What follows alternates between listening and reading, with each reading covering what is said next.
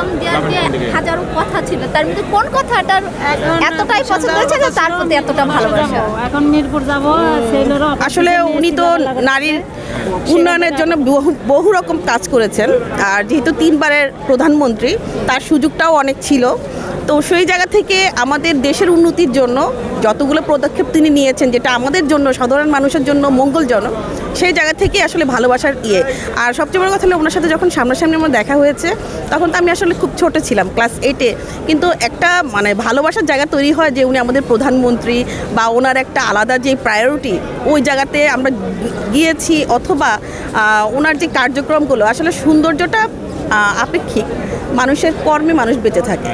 যুগে যুগে আপনারা দেখবেন আসলে আমাদের জীবন তো খুবই ক্ষণস্থায়ী। আমরা তো বলতে পারি না আমাদের হায়াত কার কতদিন, তবে মানুষের কর্মে মানুষ বেঁচে থাকে, তার প্রমাণ আজকের এই ভালোবাসা। ওনার মতো নেত্রী বাংলাদেশে আবার আসবে বা জন্ম হবে কিনা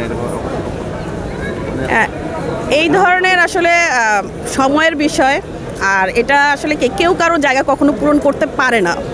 মানুষ যার যার নিজের জায়গা থেকে সক্রিয় থাকে এবং তার জায়গা থেকে গৌরব নিয়ে মানুষের জীবন তৈরি হয়। তো সেই জায়গা থেকে আসলে এই ধরনের শূন্যতা কখনো পূরণ হবার নয়।